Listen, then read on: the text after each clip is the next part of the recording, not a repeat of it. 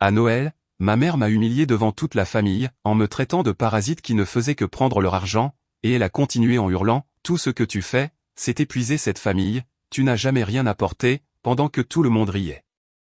J'ai souri et annulé tous les paiements que je faisais depuis 6 ans. Le lendemain matin, j'ai appelé mon avocat immédiatement. Je m'appelle Lucie, j'ai 28 ans, et à Noël dernier, ma propre mère m'a humilié devant toute notre famille. Tout ce que tu fais, c'est nous prendre de l'argent, a-t-elle hurlé tandis que 20 proches regardaient. Tu n'es qu'un parasite qui ne contribue jamais à cette famille. Le rire qui a suivi résonne encore à mes oreilles. J'ai souri, me suis excusé discrètement et suis allé dans ma chambre. Ce qui s'est passé ensuite?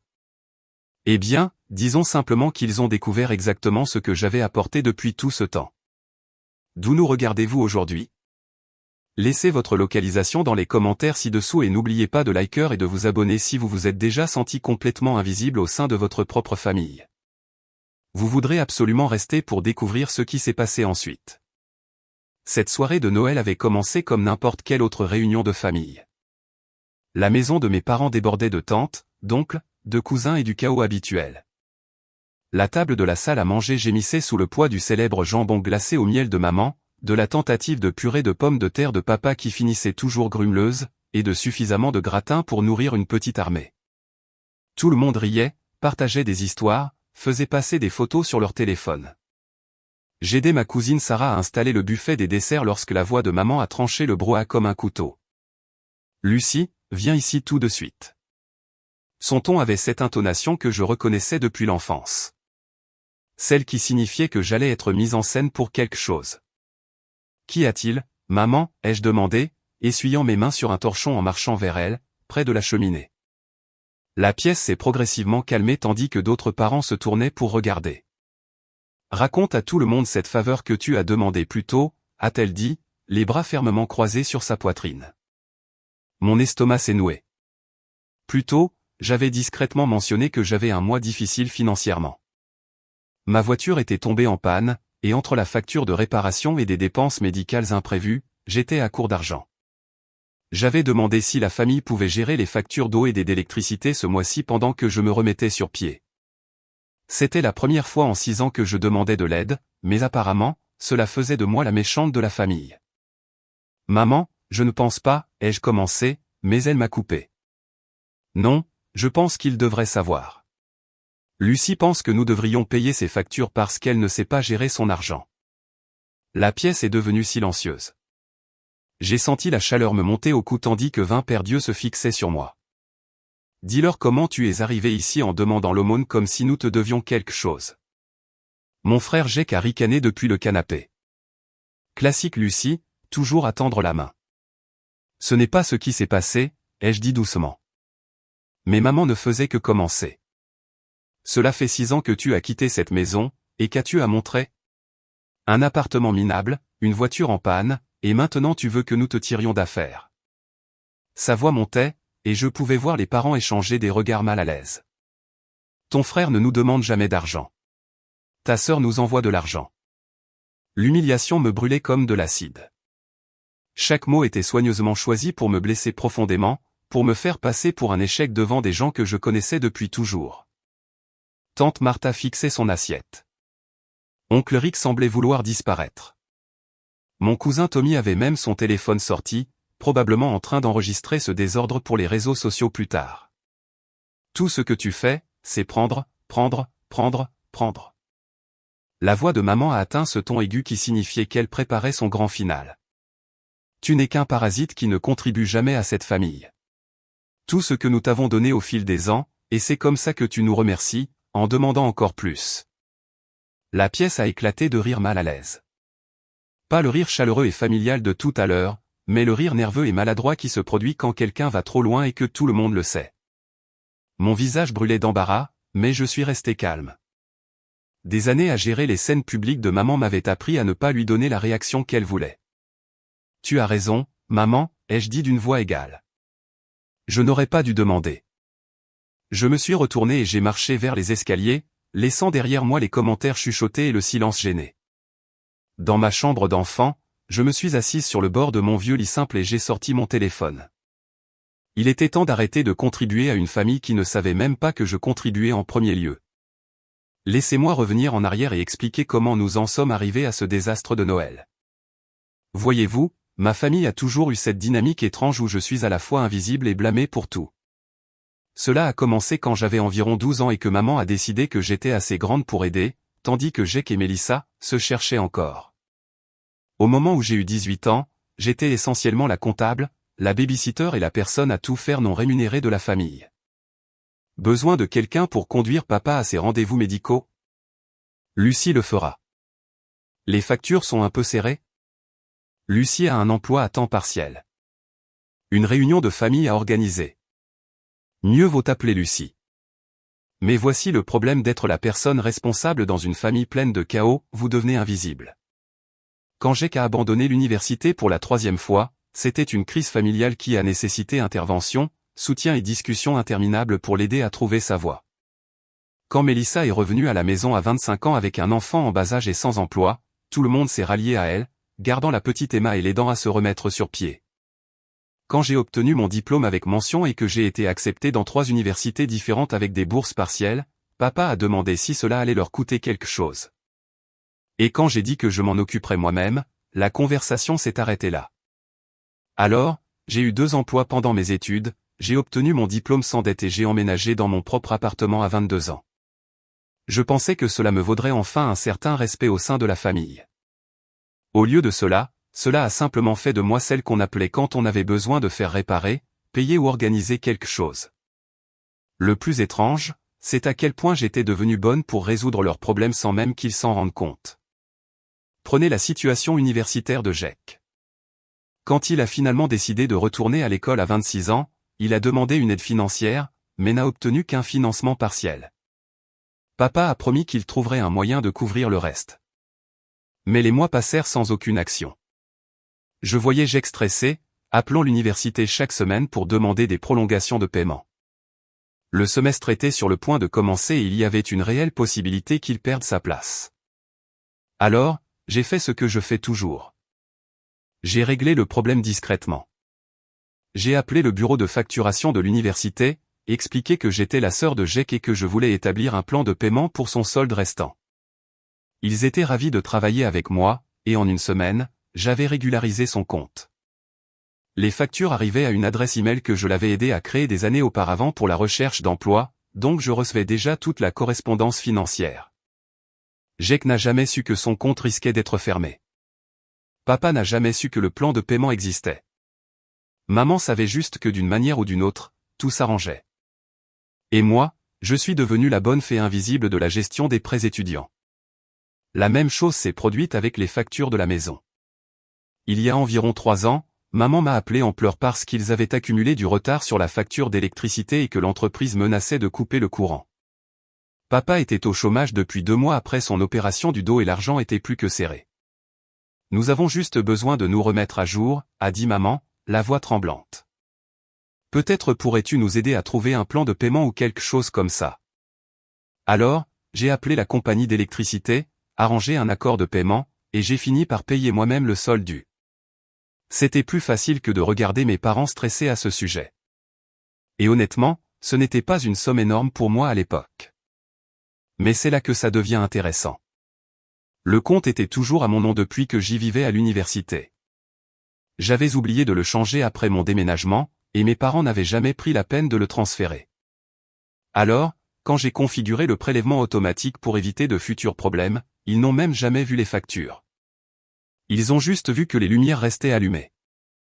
Même histoire avec Internet, la facture d'eau, et finalement même le service de livraison d'épicerie. Quand maman a commencé à avoir du mal à se rendre au magasin après son opération du genou, ma famille a commencé à fonctionner sur le pilote automatique Lucie, et ils ne s'en sont même pas rendus compte. L'histoire de la carte de crédit a commencé assez innocemment. Maman faisait des achats en ligne pour l'anniversaire de Jake, mais sa carte ne cessait d'être refusée. Elle m'a appelé, frustrée, me demandant si je savais quelque chose sur les limites de crédit et pourquoi sa carte ne fonctionnait pas. J'ai regardé son compte. Elle m'avait donné accès il y a des années pour l'aider à démêler des frais frauduleux et j'ai réalisé qu'elle était à découvert et n'avait pas effectué de paiement depuis 2 mois. Au lieu de lui expliquer tout le désordre, j'ai simplement ajouté ma carte comme méthode de paiement de secours pour cet achat unique. Sauf qu'elle ne l'a jamais retirée, et je n'en ai jamais parlé. Ainsi, pendant les 2 années suivantes, chaque fois que sa carte était refusée, les frais étaient automatiquement imputés à la mienne.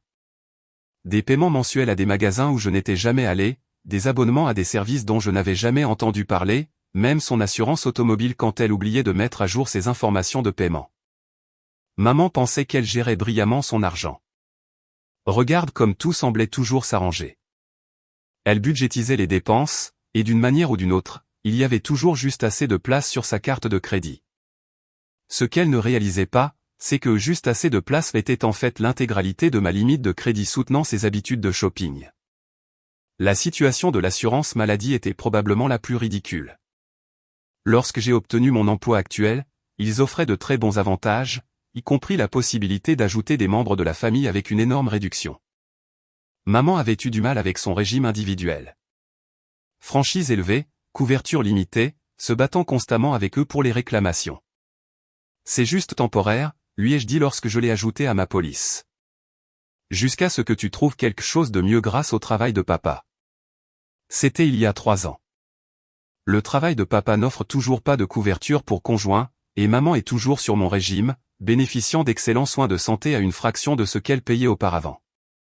Mais dans son esprit, c'est juste un autre exemple de la façon dont les choses ont tendance à s'arranger pour elle.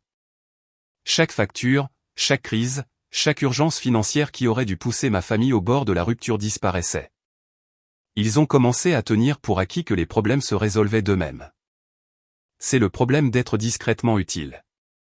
Quand vous le faites bien, personne ne remarque que vous faites quoi que ce soit. Alors, quand j'ai finalement rencontré mes propres difficultés financières et que j'ai demandé de l'aide pour la première fois de ma vie d'adulte, je ne brisais pas seulement le schéma de toujours être celle qui donne. Je révélais exactement combien j'avais donné depuis tout ce temps. Ils ne le savaient pas encore. Le matin après la scène de Noël de maman, je me suis réveillé avec un étrange sentiment de calme. Vous connaissez ce sentiment quand vous arrêtez enfin de lutter contre quelque chose que vous ne pouvez pas contrôler? C'était moi, allongé dans mon lit d'enfant à 6 heures du matin, fixant le plafond et me sentant étrangement sereine à propos de ce que j'étais sur le point de faire. J'ai préparé du café dans la cuisine de maman en utilisant la machine sophistiquée que je lui avais achetée pour la fête des mères et qu'elle n'avait jamais appris à utiliser correctement, puis je me suis assise à la table de la salle à manger avec mon ordinateur portable et mon téléphone. Il était temps de faire un peu de ménage numérique. Premier arrêt, le compte universitaire de Jack. Je me suis connecté au portail de paiement et j'ai annulé les prélèvements automatiques que j'effectuais depuis 2 ans. Ensuite, j'ai envoyé un email poli au bureau de facturation, leur demandant de me retirer complètement du compte et d'envoyer toute la correspondance future directement à l'étudiant. Les circonstances familiales ont changé, ai-je écrit, ce qui était certainement vrai. Ensuite, les factures de la maison. Électricité, eau, Internet, tout était toujours à mon nom, tout configuré en prélèvement automatique sur mon compte courant. J'ai méthodiquement annulé chaque prélèvement automatique et programmé les transferts de services au nom de mes parents. Les compagnies d'électricité ont été efficaces. Apparemment, ce genre de choses arrive plus souvent qu'on ne le pense. La situation de la carte de crédit a demandé un peu plus de créativité. Je ne pouvais pas simplement retirer ma carte du compte de maman sans qu'elle le remarque immédiatement. Alors, j'ai appelé la banque et j'ai abaissé ma limite de crédit à exactement $1 au-dessus du solde actuel. Chaque nouvelle dépense serait refusée, et elle devrait trouver son propre mode de paiement. L'assurance maladie n'a nécessité qu'un seul appel téléphonique. Je dois retirer une personne à charge de ma police, ai-je dit à la coordinatrice des avantages sociaux. La situation familiale a changé. Pas de problème, a-t-elle dit joyeusement. Le changement prendra effet à la fin de ce mois. Devons-nous envoyer la lettre de résiliation à son adresse ou à la vôtre? À la sienne, s'il vous plaît. Je lui ai donné l'adresse de maman et j'ai raccroché, imaginant son visage lorsque cette lettre arriverait dans quelques semaines. À 9 heures du matin, j'avais systématiquement démantelé 6 ans de travail de bonne fée financière. Chaque système de soutien invisible que j'avais construit avait disparu. Chaque filet de sécurité que j'avais discrètement maintenu avait été retiré. Chaque problème que j'avais résolu sans reconnaissance était sur le point de redevenir leur problème. Et vous savez quoi? C'était incroyable. J'ai passé le reste de la matinée chez mes parents comme si rien ne s'était passé. J'ai aidé maman à ranger après la fête, écouté son récit du drame de la veille à quiconque voulait l'entendre. Lucie était tellement dramatique à propos de tout, et j'ai même aidé papa à réparer une poignée desserrée sur leur porte d'entrée. Mais chaque tâche banale me semblait différente maintenant. Je n'étais plus la gardienne de la famille. J'étais juste une fille qui rendait visite à ses parents. Quand maman a mentionné que la livraison d'épicerie arrivait plus tard et qu'elle avait oublié d'ajouter du lait à la commande, je n'ai pas proposé d'appeler pour modifier. Quand papa s'est plaint de la complexité de la nouvelle télécommande du câble, je n'ai pas proposé de la programmer pour lui. Tu es silencieuse aujourd'hui, a observé maman alors que nous chargions le lave-vaisselle. Tu boudes toujours à cause d'hier soir? Je lui ai tendu une assiette à rincer. Pas de bouderie, juste de la réflexion. Bien. Je suis contente que tu prennes ce que j'ai dit à cœur. Parfois, il faut entendre des vérités difficiles pour grandir en tant que personne. J'ai hoché la tête et j'ai continué à charger des verres dans le lave-vaisselle. Tu as probablement raison. Elle a semblé satisfaite de cette réponse. Crise évitée. Leçon apprise. La dynamique familiale est revenue à la normale. Sauf que normale était sur le point de devenir très différente pour la famille Anderson. Le premier signe de problème est apparu plus vite que je ne l'avais prévu. 2 jours après le nouvel an, Jake m'a appelé au travail, sa voix tendue de panique. Lucie, je viens de recevoir cet email étrange de l'université. Ils disent que mon compte est en retard et que je dois effectuer un paiement avant vendredi, sinon ils annuleront mes cours. C'est étrange, ai-je dit, gardant ma voix soigneusement neutre. As-tu appelé le bureau de facturation? Oui. Et ils ont dit que mon plan de paiement avait été annulé et que je devais maintenant payer la totalité du solde pour ce semestre, mais papa avait dit qu'il s'occupait de mes frais de scolarité. Je ne comprends pas ce qui s'est passé. J'ai ressenti un léger pincement de culpabilité mais l'ai repoussé. Peut-être devrais-tu en parler à papa. J'ai essayé, mais il est bizarre à ce sujet.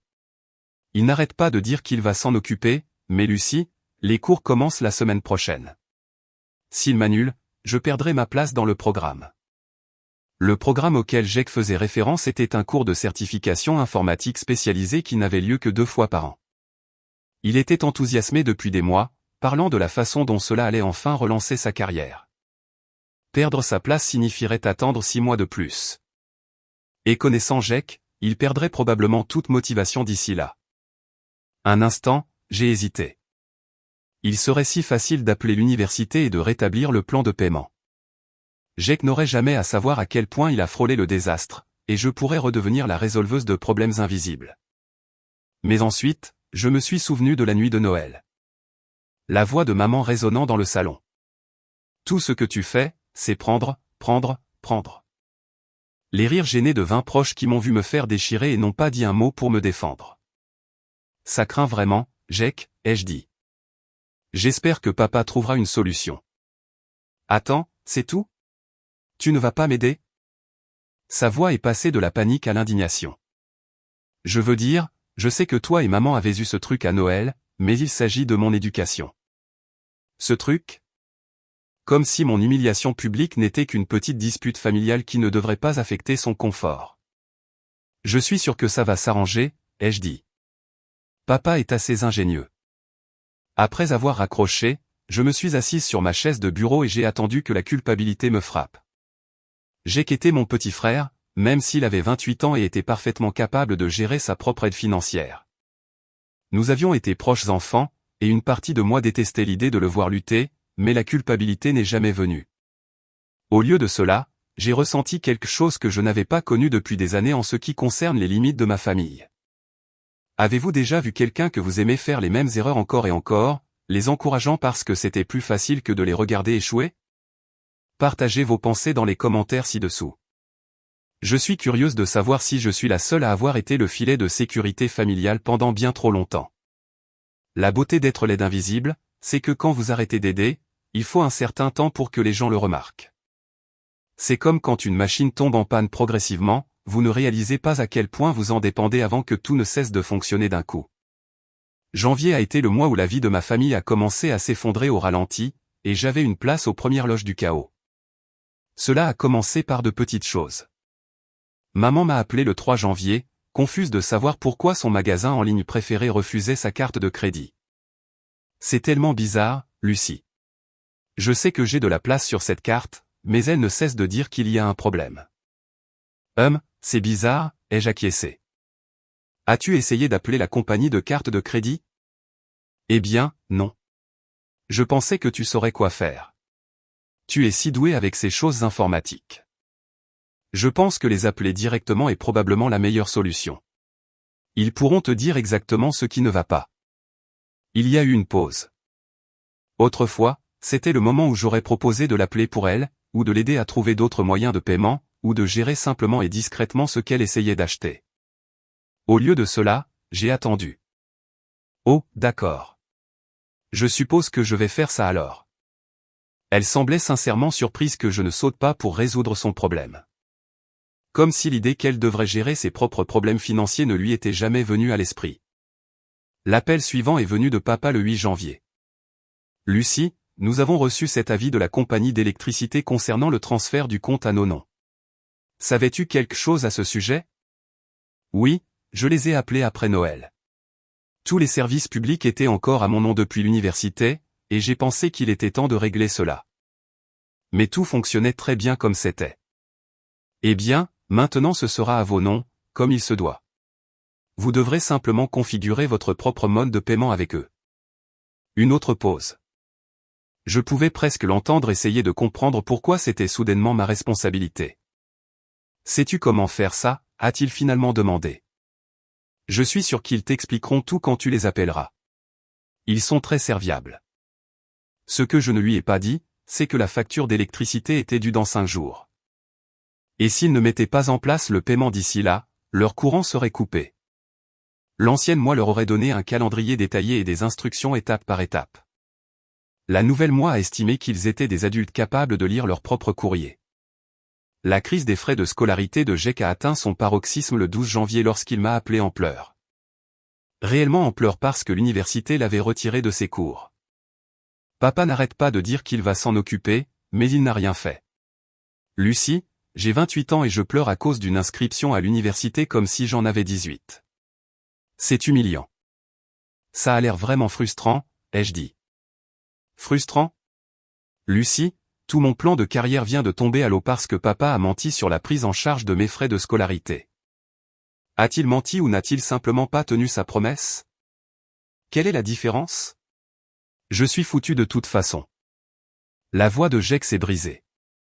Écoute, je sais que toi et maman ne vous parlez plus ou quoi que ce soit, mais ne peux-tu pas m'aider juste cette fois? Je jure que je te rembourserai dès que j'aurai un emploi. L'ancienne moi aurait peut-être cédé à ce stade. Jack semblait sincèrement désespéré et il faisait des promesses de me rembourser, même s'il ne m'avait jamais remboursé pour quoi que ce soit dans sa vie. Mais j'ai repensé à Noël. Pas seulement l'humiliation publique de maman, mais Jack assis sur le canapé, ricanant quand elle m'a traité de parasite. Il avait ri à mes dépens, et maintenant il voulait que je le sorte de la même irresponsabilité financière qui m'avait valu l'étiquette de pique-assiette en premier lieu. Jack, je ne peux vraiment pas en ce moment. Mes finances sont assez serrées après les fêtes. Ce qui était vrai. J'avais juste arrêté de payer la moitié de leurs dépenses ménagères, mais, c'est différent. C'est mon avenir. Je comprends que cela te semble urgent, mais je ne peux tout simplement pas aider en ce moment. Peut-être y a-t-il d'autres options que tu pourrais envisager. Des prêts étudiants ou des plans de paiement ou même un emploi à temps partiel pour couvrir les coûts. Le silence à l'autre bout du fil a duré si longtemps que j'ai cru qu'il avait raccroché. Je n'arrive pas à croire que tu me fasses ça, a-t-il finalement dit. Après tout ce que cette famille a fait pour toi. Tout ce que cette famille a fait pour moi. J'ai failli rire. Comme quoi? L'humiliation publique? Se vanter de mes réalisations? Ignorer mes problèmes tout en exigeant que je résolve les leurs? Je suis désolé que tu traverses ça, Jack. J'espère vraiment que ça s'arrangera. Après avoir raccroché, j'ai ressenti cette même étrange paix que j'avais ressentie le matin de Noël. Pas le bonheur exactement, mais un profond soulagement d'être enfin sorti de l'affaire de la gestion de la vie des autres. La situation de l'épicerie a fourni un divertissement inattendu. Maman s'était habituée à faire livrer ses courses 2 fois par semaine, un service qui coûtait environ $60 supplémentaires par mois, mais lui évitait d'avoir à gérer les foules et les sacs lourds. Ce qu'elle ne réalisait pas, c'est que je payais le service de livraison depuis plus d'1 an. Lorsque sa première commande a été annulée en raison de problèmes de paiement, elle a appelé le supermarché pour se plaindre. Selon Mélissa, qui a entendu toute l'histoire de seconde main, maman a passé 20 minutes à discuter avec le service client pour dire qu'elle était une cliente fidèle et a exigé qu'il répare le problème informatique qui causait le problème. Il n'arrêtait pas de lui dire que le service de livraison nécessitait un mode de paiement séparé et elle n'arrêtait pas d'insister sur le fait que cela avait toujours fonctionné avant. Elle était tellement confuse de savoir pourquoi il lui demandait soudainement de payer un supplément pour quelque chose qui était inclus avant, m'a dit Mélissa quand elle a appelé pour avoir les potins de la famille. C'est bizarre, ai-je dit, je me demande pourquoi la politique a changé. Mélissa a fait une pause. Lucie, tu n'aurais rien à voir avec la situation de livraison d'épicerie de maman, n'est-ce pas? Pourquoi aurais-je quelque chose à voir avec les courses de maman? Je ne sais pas. Il me semble juste que c'est une étrange coïncidence qu'elle ait tous ces problèmes de facturation aléatoires juste après votre dispute à Noël. J'ai gardé ma voix innocente. Les problèmes de facturation arrivent tout le temps, surtout après les fêtes où les comptes des gens se mélangent. Mais je pouvais entendre la suspicion dans la voix de Mélissa. Contrairement à Jack, qui ne faisait jamais attention à rien qui ne le concernait pas directement, Mélissa commençait à remarquer des schémas, ce qui signifiait que le reste de la famille commencerait bientôt à les remarquer aussi. À la 3e semaine de janvier, la famille Anderson vivait dans un état de panique financière de basse intensité, et ils n'avaient toujours aucune idée pourquoi. C'est devenu une habitude où chaque appel téléphonique familial se transformait en une litanie de problèmes mystérieux que personne ne pouvait expliquer. L'Internet de maman était constamment déconnecté, même si elle était sûre d'avoir payé la facture. Papa ne comprenait pas pourquoi leur service de streaming ne fonctionnait pas. Jack était toujours sans abri depuis l'annulation de son programme universitaire et avait commencé à prendre des quarts de travail dans un café pour essayer de ramasser de l'argent pour ses études. La bombe de l'assurance maladie a éclaté le 22 janvier. J'étais au travail, plongé dans une feuille de calcul qui comptait réellement pour ma propre vie pour une fois, quand mon téléphone a sonné. Lucie Anderson s'est affichée à l'écran. Les coordonnées de maman, que je n'avais jamais pris la peine de changer pour quelque chose de plus personnel. Lucie, je viens de recevoir la lettre la plus étrange d'une compagnie d'assurance. La voix de maman était tendue de confusion et d'un début de panique. Ils disent que ma couverture santé sera résiliée à la fin du mois, mais ça n'a pas de sens. Je suis avec cette compagnie depuis des années. J'ai minimisé ma feuille de calcul et me suis penché en arrière sur ma chaise. Ça a l'air étrange. De quelle compagnie s'agissait-il? Elite Healthcare Solutions. Je n'en ai même jamais entendu parler avant, mais ils ont toutes mes informations, mon numéro de sécurité sociale, le nom de mon médecin, tout. Lucie, j'ai peur que ce soit une sorte de vol d'identité. Elite Healthcare Solutions, le fournisseur d'assurance maladie de mon entreprise, celui que j'utilisais pour couvrir ses frais médicaux depuis 3 ans. La lettre disait-elle pourquoi il résiliait ta couverture, ai-je demandé. Quelque chose à propos d'un changement de statut d'emploi pour le titulaire principal de la police. Mais ça n'a pas de sens non plus parce que je ne travaille même pas là-bas. Ça doit être une erreur. Je pouvais l'entendre froisser des papiers, probablement relisant la lettre et devenant de plus en plus confuse à chaque mot. Les as-tu appelés pour leur poser la question? Eh bien, non. Je pensais que tu saurais quoi faire. Tu es si doué avec ce genre de choses. C'était encore là. L'hypothèse automatique que je réparerais tout problème qui apparaissait dans sa vie. Même maintenant, même après Noël, son premier instinct était toujours de me sous-traiter ses responsabilités. Maman, si quelqu'un utilise tes informations personnelles pour une fraude à l'assurance, tu dois absolument les appeler directement. Je ne saurais rien d'une entreprise dont tu n'as jamais entendu parler. Mais si ce n'est pas une fraude? Et si, d'une manière ou d'une autre, ma vraie assurance a été annulée par accident? Lucie, j'ai une mammographie prévue la semaine prochaine, et si je n'ai pas de couverture, la peur sincère dans sa voix m'a serré la poitrine. Maman avait 62 ans et la mammographie faisait partie d'un dépistage régulier qu'elle faisait depuis que sa sœur était décédée d'un cancer du sein il y a 5 ans. La manquer signifierait des mois d'anxiété avant qu'elle ne puisse la reporter. Un instant, j'ai envisagé de simplement lui dire la vérité, qu'elle était sur mon assurance depuis des années, que je couvrais ses frais médicaux parce que je voulais qu'elle ait de bons soins de santé. Que la lettre de résiliation mystérieuse était le résultat de mon retrait de sa police après Noël. Mais ensuite, j'ai pensé à la façon dont cette conversation se déroulerait. Maman serait reconnaissante pendant environ 30 secondes avant de passer à l'indignation de savoir pourquoi je ne l'avais pas dit plus tôt.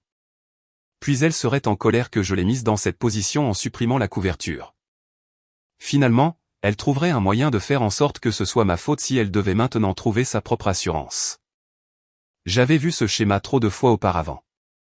Tout aide que je fournissais rétroactivement devenait quelque chose que je lui devais. Tout problème résultant de mon manque d'aide devenait ma responsabilité à résoudre. Maman, je suis sûr que c'est juste une erreur administrative. Ai-je dit, ces compagnies d'assurance font des erreurs tout le temps. Appelle-les demain et arrange ça. Si c'est vraiment une fraude, ils t'aideront à comprendre quoi faire. Mais qu'en est-il de mon rendez-vous la semaine prochaine? Tu pourrais appeler le cabinet de ton médecin et expliquer la situation. Il pourrait peut-être trouver un arrangement avec toi pour le paiement ou t'aider à reporter si nécessaire. Une autre longue pause. Je pouvais presque entendre son cerveau lutter pour traiter l'idée qu'elle devrait gérer cela elle-même. Lucie, je ne comprends pas ce qui se passe. D'abord les problèmes de carte de crédit, puis la livraison d'épicerie, maintenant cette histoire d'assurance. C'est comme si tout s'effondrait en même temps. Ça a l'air stressant, ai-je acquiescé. Peut-être que papa pourrait t'aider à faire certains de ces appels téléphoniques. Ton père? La voix de maman a monté d'une octave. Lucie, ton père sait à peine comment utiliser le micro-ondes. Tu penses qu'il va comprendre l'assurance maladie? Il a réussi à comprendre les avantages sociaux de son propre travail, ai-je fait remarquer. Je suis sûr qu'il peut gérer un appel téléphonique. Ce qui a suivi, c'est 10 minutes de maman expliquant pourquoi papa était inutile avec la paperasse, pourquoi elle ne pouvait absolument pas naviguer seule dans la bureaucratie des assurances, et pourquoi tout cela était si accablant pour quelqu'un de son âge. C'était une leçon magistrale d'impuissance acquise. Je ne sais juste pas ce que je vais faire, a-t-elle terminé avec un soupir dramatique. Je suis sûr que tu trouveras une solution, ai-je dit. Tu es plus capable que tu ne le penses. Après avoir raccroché, je me suis assise sur ma chaise de bureau et j'ai fixé le plafond. La culpabilité était là cette fois, aiguë et insistante. La mammographie de maman était importante. Ses problèmes de santé étaient légitimes. Allais-je vraiment laisser la colère de Noël mettre ses soins médicaux en péril? Mais ensuite, j'ai pensé à 3 ans de primes d'assurance. 3 ans de franchise et de copaiement et de frais de pharmacie que j'avais couverts sans jamais être remercié parce qu'elle ne savait même pas que je les couvrais. 3 ans où elle se vantait auprès de ses amis de son excellente couverture santé sans mentionner que sa fille payait la facture. Plus important encore, j'ai pensé au fait qu'elle était une femme adulte avec un mari et 2 autres enfants adultes. Il n'y avait aucune raison que ces soins de santé soient ma responsabilité, surtout quand elle ne savait même pas que je les fournissais. Maman allait trouver une solution pour son assurance parce qu'elle devrait le faire. Papa allait apprendre à l'aider avec la paperasse parce qu'il devrait le faire. Jake trouverait un moyen de payer sa propre éducation parce qu'il devrait le faire.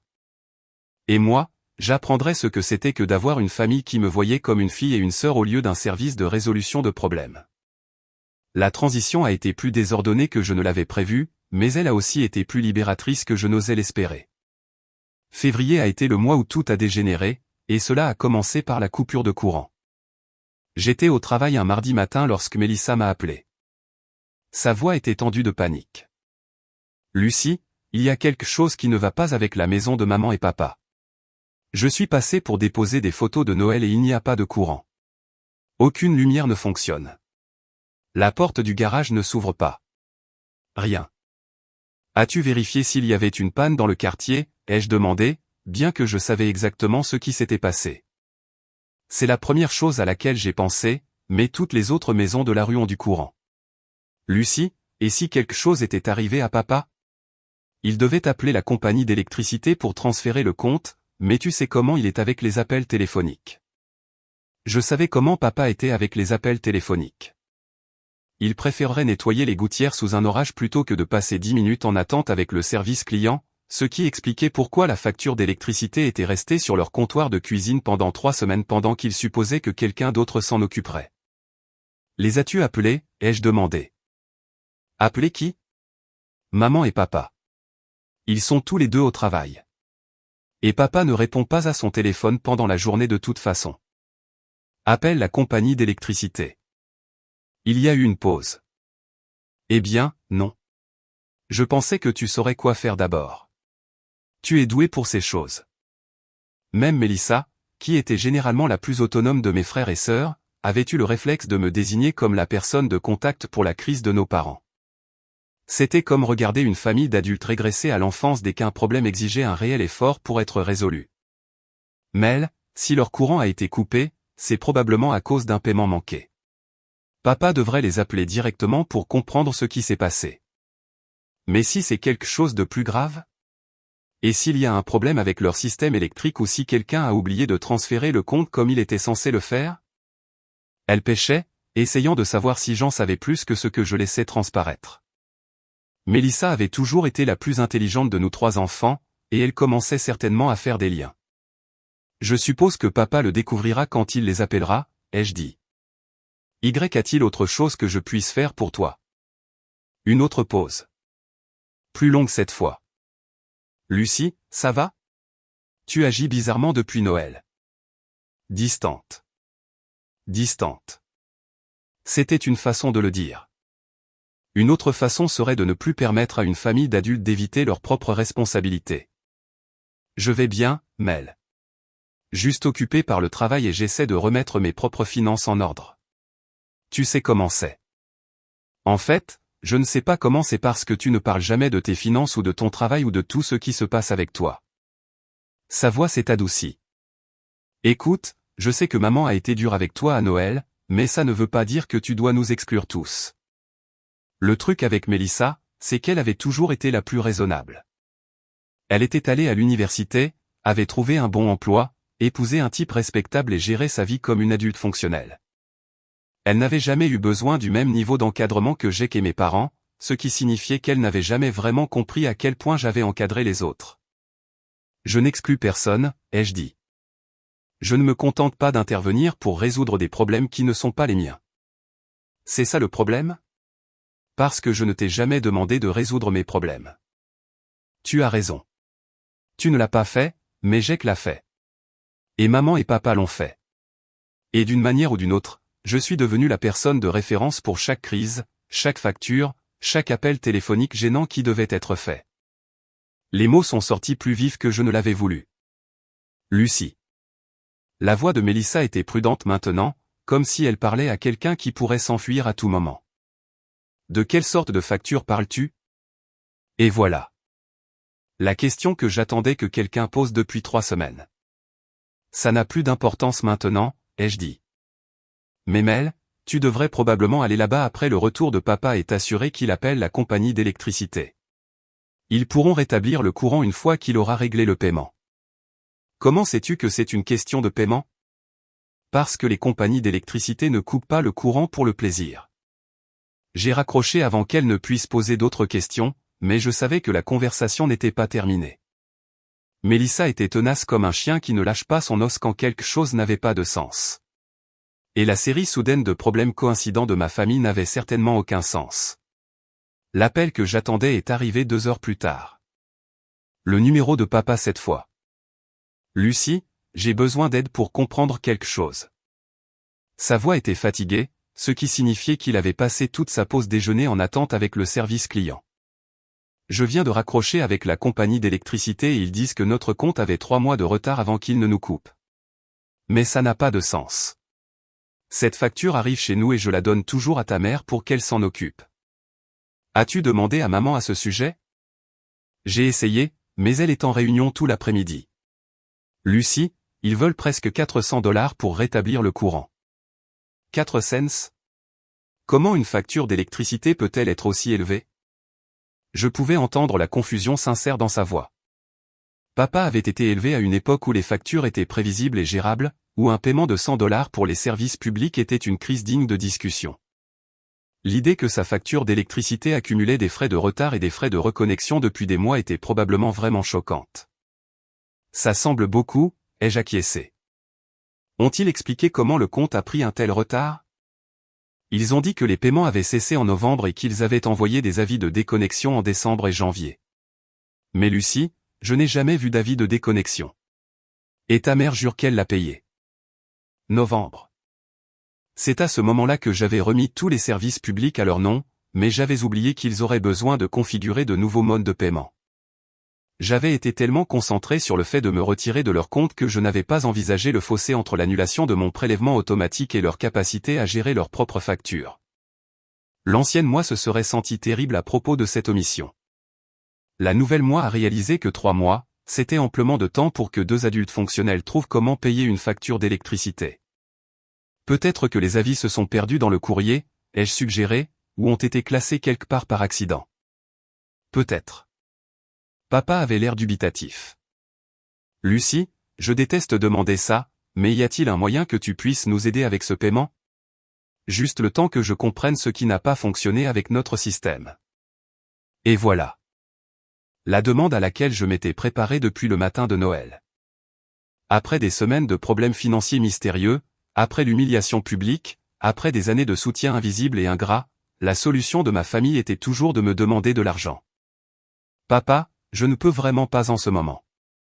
Mes propres finances sont assez serrées, ce qui devenait plus vrai chaque jour puisque je ne payais plus par réflexe tout ce qui n'allait pas dans leur vie.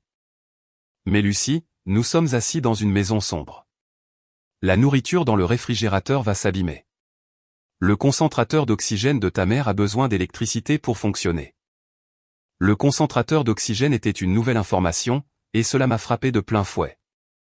Maman avait développé des problèmes respiratoires pendant les vacances. Rien de grave, mais son médecin lui avait prescrit de l'oxygène supplémentaire pour la nuit. Sans électricité, elle ne pouvait pas utiliser la machine. C'était exactement le genre de détail qui me faisait tout remettre en question. Allais-je vraiment laisser la santé de ma mère souffrir parce que je faisais un point sur la dynamique familiale? Mais ensuite, j'ai pensé aux 3 derniers mois. 3 mois d'avis de déconnexion que mes parents avaient apparemment ignorés ou égarés. 3 mois pendant lesquels ils auraient pu m'appeler, ou Jake, ou Mélissa pour demander de l'aide pour comprendre leur situation de facturation. 3 mois pendant lesquels ils auraient pu établir un plan de paiement ou demander l'aide de la compagnie d'électricité ou prendre n'importe quel nombre de mesures pour prévenir cette crise. Au lieu de cela, ils avaient apparemment décidé que les factures étaient le domaine de maman, que maman s'en occupait, et qu'ils n'avaient pas besoin d'y penser avant que le courant ne soit réellement coupé. Papa, as-tu cherché des programmes d'aide au paiement? La plupart des compagnies de services publics ont des options pour les personnes qui ont des difficultés financières. Lucie, je n'ai pas le temps de chercher des programmes. Je dois faire rétablir notre courant ce soir. Et Jake et Mélissa? Leur as-tu demandé de l'aide? Une longue pause.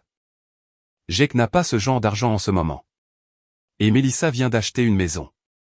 Nous ne pouvons pas lui demander de vider ses économies pour notre erreur. Mais il pouvait me demander de vider mes économies même après Noël. Même après avoir été traité de parasite devant toute la famille, j'étais toujours leur premier appel quand de l'argent était nécessaire. Papa, je suis vraiment désolé de la situation, mais je ne peux pas aider en ce moment. Je suis sûr que tu trouveras une solution. Le silence qui a suivi a été le plus long que nous ayons jamais partagé. Je pouvais l'entendre respirer, essayant probablement de trouver quoi dire à une fille qui refusait de sortir la famille d'une crise. Lucie, a-t-il finalement dit, je ne sais pas ce qui s'est passé entre toi et ta mère à Noël, mais ce n'est pas comme toi. Tu as toujours été celle sur qui nous pouvions compter. Toujours été celle sur qui il pouvait compter. Pas toujours été prête à aider. Ou toujours été généreuse avec la famille. Toujours été celle sur qui il pouvait compter pour régler leurs problèmes afin qu'il n'ait pas à le faire. Peut-être est-il temps pour vous de compter sur vous-même, ai-je dit doucement et j'ai raccroché. 1 heure plus tard, Mélissa a rappelé. Lucie, qu'est-ce qui se passe? Qu'est-ce que tu veux dire? Je veux dire, maman et papa sont assis dans une maison sombre avec $400 de facture d'électricité qu'ils affirment n'avoir jamais vue. Jake a été retiré de son programme universitaire à cause d'un mystérieux problème de paiement, et tu agis comme si rien de tout cela n'avait rien à voir avec toi. J'ai pris une profonde inspiration. Cela n'a rien à voir avec moi. La voix de Mélissa était perçante maintenant. Lucie, j'y ai pensé tout l'après-midi. Tous ces problèmes ont commencé juste après Noël, juste après la petite scène de maman devant tout le monde. Ce ne sont pas des coïncidences. Je ne sais pas ce que tu veux que je te dise, Mel. Je veux que tu me dises la vérité. Payais-tu leur facture avant ça? La question est restée en suspens entre nous. Simple, direct, impossible à dévier. Certaines d'entre elles, ai-je finalement dit. Lesquelles? Ça n'a plus d'importance, Lucie. La voix de Mélissa était douce, mais il y avait une pointe en dessous. Lesquelles? J'ai fermé les yeux et j'ai senti 6 ans de travail invisible condensés en un seul moment de reconnaissance. La plupart d'entre elles. La plupart d'entre elles, ai-je répété, et j'ai entendu Mélissa inspirer brusquement. Lucie. Sa voix était douce maintenant, comme si elle parlait à quelqu'un qui avait soutenu le monde sans que personne ne le remarque. Depuis combien de temps? Environ 6 ans. 6 ans. Lucie, mais qu'est-ce que? Pourquoi n'as-tu jamais rien dit? J'ai ri, mais il n'y avait pas beaucoup d'humour. Quand devais-je exactement en parler? Lors des dîners de famille où tout le monde parlait de l'irresponsabilité de Jake, ou des difficultés de maman et papa. Et, au fait, je suis la raison pour laquelle vos lumières sont toujours allumées. Mes 6 ans de facture, Lucie, c'est des milliers de dollars. Plutôt des dizaines de milliers. Le chiffre me semblait étrange, dit à voix haute. Je n'avais jamais réellement calculé le total, probablement parce que je savais que cela me mettrait en colère. Électricité, eau, Internet, les frais de scolarité de Jake, l'assurance maladie de maman, ses paiements de carte de crédit, même le service de livraison d'épicerie. Mélissa est restée silencieuse si longtemps que j'ai cru que l'appel avait été coupé. Mel, tu es là. Oui. Je suis là. Je suis juste en train de digérer. Une autre pause. Lucie, pourquoi? Pourquoi as-tu fait tout ça sans le dire à personne? C'était une question juste, et je me la posais moi-même depuis des semaines. Pourquoi avais-je discrètement assumé le rôle de bonne fée financière de la famille? Quand l'aide occasionnelle s'était-elle transformée en subvention de tout leur mode de vie? Cela a commencé petit, ai-je dit. Les frais de scolarité de Jake étaient censés être temporaires. La facture d'électricité n'était qu'un mois quand papa était au chômage. La carte de crédit de maman était censée être une fois quand la sienne a été refusée, mais ça n'est pas resté petit. Non, ça n'est pas resté. Et au moment où j'ai réalisé à quel point je faisais de choses, il était trop tard pour arrêter. Il comptait sur de l'argent qu'il ne savait pas qu'il recevait. Si je m'étais retiré soudainement, tout se serait effondré. Comme ça s'effondre maintenant. Oui, comme ça s'effondre maintenant. Mélissa a soupiré. Lucie, je n'en avais aucune idée. Aucun de nous n'en avait. Quand maman t'a traité de parasite à Noël. Elle a laissé sa phrase en suspens. Quand maman m'a traité de parasite, je payais littéralement l'éducation de Jake, son assurance maladie et la moitié de leur facture ménagère. L'ironie ne m'avait pas échappé. Mon Dieu, ça a dû être horrible de t'asseoir là et de l'écouter dire ces choses alors que tu faisais tant pour tout le monde. C'était horrible. Et pas seulement à cause de l'injustice. C'était horrible parce que cela me montrait exactement comment ma famille me voyait, comme quelqu'un qui leur prenait, et non comme quelqu'un qui donnait. Mon aide avait été si invisible que ma propre mère croyait sincèrement que je ne contribuais en rien à la famille. Alors, que se passe-t-il maintenant, a demandé Mélissa. Vont-ils perdre la maison? Je ne sais pas. Ce sont des adultes, Mel. Ils trouveront une solution. Vont-ils vraiment? Lucie. Papa a passé 2 heures à essayer de comprendre sa facture d'électricité aujourd'hui. Il ne comprenait pas pourquoi il y avait des frais de retard. Maman m'a appelé en pleurs parce qu'elle est convaincue que l'histoire de l'assurance est un vol d'identité. Ils ne sont pas équipés pour gérer ces choses. Alors peut-être apprendront-ils à l'être. Ou peut-être s'attendront-ils simplement à ce que tu répares tout à nouveau quand les choses iront assez mal. Et c'était la vraie peur, que mes parents attendent que la situation devienne vraiment désespérée au courant coupé, assurance annulée, Jake retiré de l'école puis m'appelle en sanglots, me demandant comment j'avais pu laisser cela arriver à la famille. Qu'ils trouveraient un moyen de transformer leur crise en ma responsabilité. Je ne peux pas revenir en arrière, ai-je dit. Même si je le voulais. Je ne te demande pas de le faire, mais Lucie, y a-t-il un juste milieu ici? Un moyen de les aider à faire la transition sans laisser tout s'effondrer? Que pensez-vous qu'il va se passer ensuite?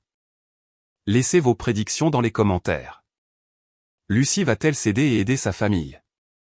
Ou va-t-elle s'en tenir à ses limites, quoi qu'il arrive? La question est restée en suspens entre nous.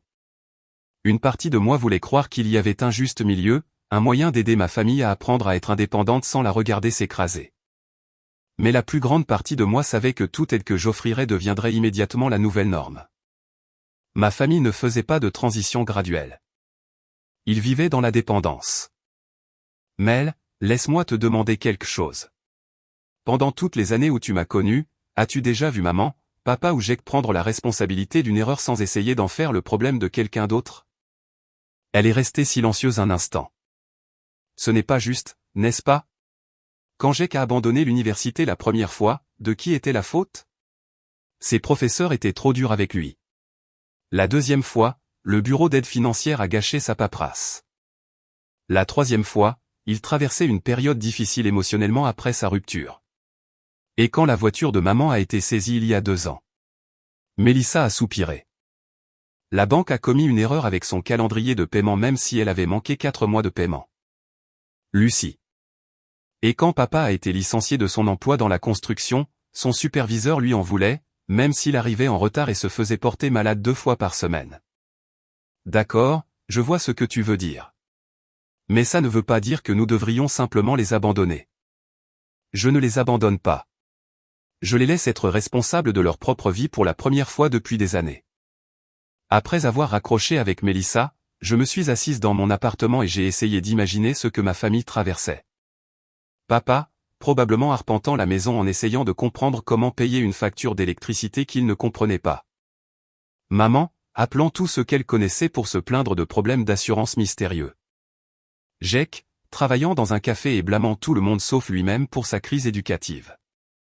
Pendant 6 ans, j'avais été le filet de sécurité invisible qui les empêchait d'avoir à faire face aux conséquences de leurs propres choix. J'avais été si doué pour résoudre discrètement leurs problèmes qu'ils avaient oublié que les problèmes étaient les leurs à résoudre. Maintenant, ils allaient avoir un cours intensif sur la responsabilité adulte, qu'ils le veuillent ou non. Les semaines suivantes ont été comme regarder un accident de train au ralenti. Si les accidents de train vous faisaient vous sentir à la fois coupable et justifié. Jake a été le premier à craquer. Il s'est présenté à mon appartement un vendredi soir, l'air de n'avoir pas dormi depuis des jours. J'ai ouvert la porte pour trouver mon petit frère bien qu'à 28 ans, l'appeler, petit, relevait plus de l'habitude que de l'exactitude debout dans mon couloir, des sacs de course à ses pieds. J'ai apporté de la nourriture chinoise, a-t-il dit comme si cela expliquait tout. Je peux entrer? J'ai fait un pas de côté et les regardé transporter sac après sac de récipients de plats à emporter dans ma cuisine. Porc aigre doux, bœuf au brocoli, riz frit, rouleau de printemps. Assez de nourriture pour une réunion de famille. Jake, ça fait environ $60 de nourriture. Je sais. Je voulais m'assurer de prendre quelque chose que tu aimerais. Il évitait le contact visuel, occupé à déballer les récipients avec l'intensité concentrée de quelqu'un qui essaie de ne pas craquer. Je pensais que nous pourrions manger et parler. Parler de quoi? Il m'a finalement regardé et j'ai pu voir l'épuisement dans ses yeux. Lucie, je travaille 60 heures par semaine entre 2 emplois pour essayer d'économiser de l'argent pour mes études. Je dors sur le canapé de Mike parce que je ne peux pas me permettre mon propre logement. Je n'ai mangé que des ramen et des barres énergétiques depuis 3 semaines. Ça a l'air vraiment difficile. Ça l'est. C'est la chose la plus difficile que j'ai jamais faite de ma vie. Et je ne fais qu'une infime entaille à ce que je dois. Il s'est affaissé sur une de mes chaises de cuisine. Mais tu sais ce qui est bizarre? J'ai servi du riz frit sur 2 assiettes et j'ai attendu. Je suis en fait fier de moi. Pour la première fois depuis des années, je gère mes propres problèmes. Je n'appelle pas papa chaque fois que quelque chose ne va pas. Je n'attends pas que quelqu'un d'autre répare mes erreurs. Il a tripoté sa nourriture. Je n'avais jamais réalisé à quel point je dépendais des autres jusqu'à ce que je doive arrêter. C'est une bonne prise de conscience. Lucie, je n'avais aussi jamais réalisé à quel point tu faisais pour moi. Pour nous tous. Et voilà. La conversation que j'attendais depuis janvier. Mélissa te l'a dit. Elle nous a tout dit sur les paiements des frais de scolarité, les factures, tout. Jake s'est frotté le visage avec les mains. Mon Dieu, Lucie, mes seuls frais de scolarité ont dû te coûter des milliers de dollars. Et je ne t'ai jamais remercié parce que je ne savais pas que tu le faisais. Tu n'étais pas censé le savoir. C'était un peu le but. Mais pourquoi? Pourquoi aurais-tu payé pour mon éducation sans me le dire? J'ai réfléchi à la façon de l'expliquer sans avoir l'air martyr ou amer. Parce que je voulais que tu réussisses. Et je voyais que le problème d'argent était le seul obstacle. Il me semblait plus facile de gérer ça discrètement que d'en faire un grand drame familial. Plus facile pour qui? Pour tout le monde. Tu n'avais pas à stresser à ce sujet. Papa n'avait pas à admettre qu'il ne pouvait pas se le permettre. Et je n'avais pas à te regarder abandonner quelque chose d'important. J'ai qu'à hocher la tête lentement. Mais ce n'était pas plus facile pour toi. Non, ce n'était pas plus facile pour moi.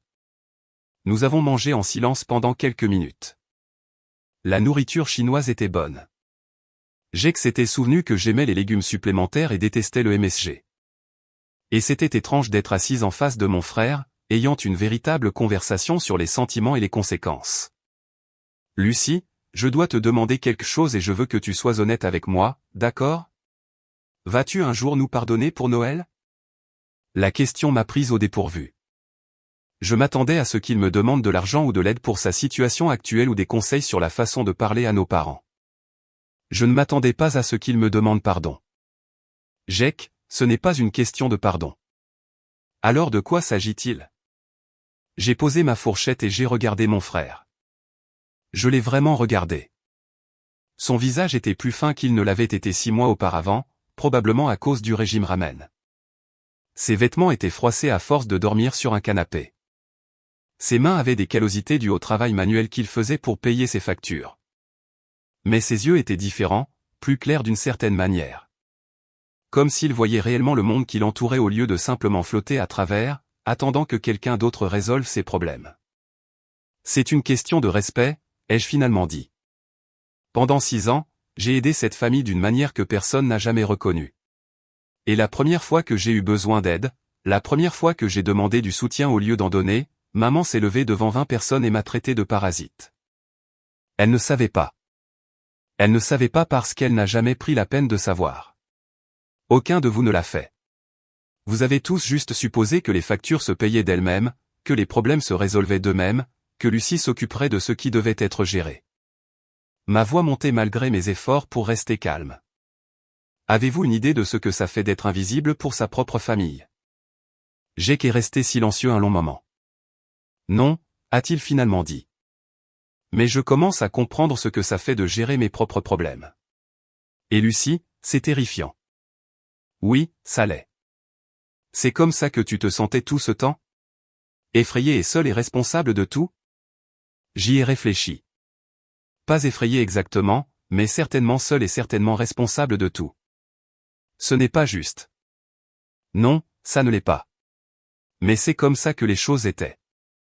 Jake a remué sa nourriture dans son assiette. Alors, que se passe-t-il maintenant? N'avons-nous plus de famille? Jake, nous sommes en train de dîner ensemble. Nous parlons de choses réelles au lieu de simples superficialités. Nous nous traitons comme des adultes capables de conversations difficiles. Cela ressemble plus à une famille que tout ce que nous avons fait depuis des années. Mais qu'en est-il de maman et papa? Qu'en est-il d'eux? Ils luttent, Lucie. Vraiment luttent. Papa a fait des heures supplémentaires pour essayer de rattraper les factures. Et maman nettoie les maisons des autres pour de l'argent supplémentaire. Elle a 62 ans et elle nettoie des toilettes parce qu'ils ne peuvent pas payer leurs factures d'électricité. La culpabilité m'a frappé de plein fouet. Maman nettoyant des maisons, papa faisant des heures supplémentaires avec un mauvais dos. Mes parents, qui avaient élevé 3 enfants et travaillé dur toute leur vie, réduits soudainement à se démener pour trouver de l'argent pour garder les lumières allumées. C'est horrible, ai-je dit. Je suis désolé qu'ils traversent ça. Mais tu ne vas pas les aider? Jake, je les ai aidés pendant 6 ans. Ils ne le savaient juste pas. Alors aide-les maintenant qu'ils savent qu'ils en ont besoin.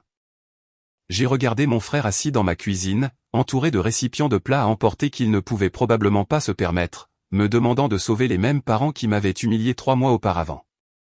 Et j'ai réalisé que rien n'avait vraiment changé. Jake avait appris à gérer ses propres problèmes. Mais sa solution aux problèmes de nos parents était toujours de demander à Lucie de les régler. Non, ai-je dit doucement. Je ne vais pas les aider. Lucie. Jake, Tu viens de me dire que gérer tes propres problèmes a été la chose la plus difficile et la plus fière que tu aies jamais faite. Pourquoi voudrais-tu enlever cette expérience à maman et papa? Il m'a regardé comme si j'avais suggéré à nos parents de faire du parachutisme. Parce que ce sont nos parents. Parce qu'ils luttent. Parce que nous sommes censés aider la famille. Tu aides la famille. Tu m'as apporté le dîner et tu m'as dit que tu comprenais ce que j'avais traversé. C'est de l'aide. Je me suis levé et j'ai commencé à mettre les restes dans des récipients. Mais me demander de redevenir la solution financière de la famille n'est pas de l'aide, Jake. C'est juste remettre les choses comme elles étaient. Et s'ils n'y arrivent pas? Et s'ils perdent la maison? Alors ils trouveront quoi faire ensuite, tout comme tu l'as fait quand tu as dû trouver un nouveau logement. Jake est parti cette nuit-là avec des sacs de restes et une expression frustrée qui me disait qu'il pensait que j'étais déraisonnablement têtu. Mais il m'a aussi serré dans ses bras pour la première fois depuis des années et a dit « Je suis fier de ce que tu fais, même si je ne le comprends pas. » C'était la chose la plus honnête qu'un membre de ma famille m'ait dite depuis plus longtemps que je ne pouvais me souvenir. L'intervention a eu lieu un dimanche de mars, et j'aurais dû la voir venir. Mélissa m'a appelé ce matin-là avec une invitation à un brunch familial chez elle. Rien de formel, a-t-elle dit. Juste des crêpes et du café et l'occasion de rattraper le temps perdu avec tout le monde. Cela faisait des mois que nous n'avions pas tous été dans la même pièce. Et, ne serait-ce pas agréable d'essayer de revenir à la normale? J'aurais dû savoir que la normale était exactement ce qu'il voulait retrouver. Je suis arrivé chez Mélissa et j'ai trouvé la voiture de mes parents déjà dans l'allée, ainsi que la vieille Honda de Jake. Par la fenêtre de la cuisine, je pouvais voir tout le monde assis autour de la table de salle à manger de Mel, qui était dressée avec ses belles assiettes et ses serviettes en tissu. Certainement pas le petit déjeuner décontracté aux crêpes que j'attendais. Lucie. Mélissa a ouvert la porte avec un sourire qui n'atteignait pas tout à fait ses yeux. Je suis si contente que tu sois venue. La salle à manger est devenue silencieuse quand je suis entré. Maman et papa étaient assis l'un en face de l'autre à table, tous deux habillés comme s'ils allaient à l'église. Jake portait une chemise boutonnée que je n'avais jamais vue auparavant. Même Mélissa avait troqué ses survêtements habituels du week-end contre un pantalon de ville et un chemisier. Cela semble très formel pour un brunch familial, ai-je dit en prenant la chaise vide qu'il m'avait évidemment gardée. Nous voulions te parler de quelque chose d'important, a dit papa, allant droit au but d'une manière qui ne lui ressemblait pas du tout. À propos de la situation familiale. Quelle situation familiale? Maman s'est penchée en avant, les mains jointes devant elle comme si elle priait. Lucie, nous savons que tu es en colère contre nous à cause de Noël. Tu as tout à fait le droit d'être en colère. J'ai dit des choses que je n'aurais pas dû dire, et je suis vraiment désolé de t'avoir blessé. C'étaient de belles excuses, et elles semblaient presque sincères, mais il y avait quelque chose de répété dans la façon dont elle les a prononcées, comme si elle s'était entraînée devant le miroir. Merci de t'être excusé, ai-je dit prudemment. Le fait est, a poursuivi papa. Nous espérons pouvoir laisser tout cela derrière nous et travailler ensemble en famille pour résoudre certains des problèmes auxquels nous sommes confrontés. Quel genre de problèmes? Des problèmes financiers, a dit Mélissa. Et j'ai remarqué qu'elle ne voulait pas croiser mon regard. Maman et papa ont du mal à rattraper les factures après tout ce qui s'est passé en janvier, et Jake essaie toujours de retourner à l'école. Maman a ajouté, il travaille si dur, mais les frais de scolarité sont tout simplement écrasantes pour quelqu'un de son âge. J'ai regardé autour de la table ma famille, tous bien habillés et assis à leur place désignée, prononçant leurs discours soigneusement préparés sur les problèmes familiaux qui devaient être résolus. C'était comme assister à une réunion de conseil d'administration où j'étais la PDG à qui l'on demandait d'approuver un budget. D'accord, ai-je dit. Qu'est-ce que tout cela a à voir avec moi? La question semblait les prendre au dépourvu. Papa a jeté un coup d'œil à maman. Maman a regardé Mélissa. Jake fixait sa tasse de café. Eh bien, a finalement dit Mélissa. Nous pensions que tu pourrais les aider à se remettre sur les rails. Juste temporairement, le temps qu'ils se rattrapent. Les aider comment?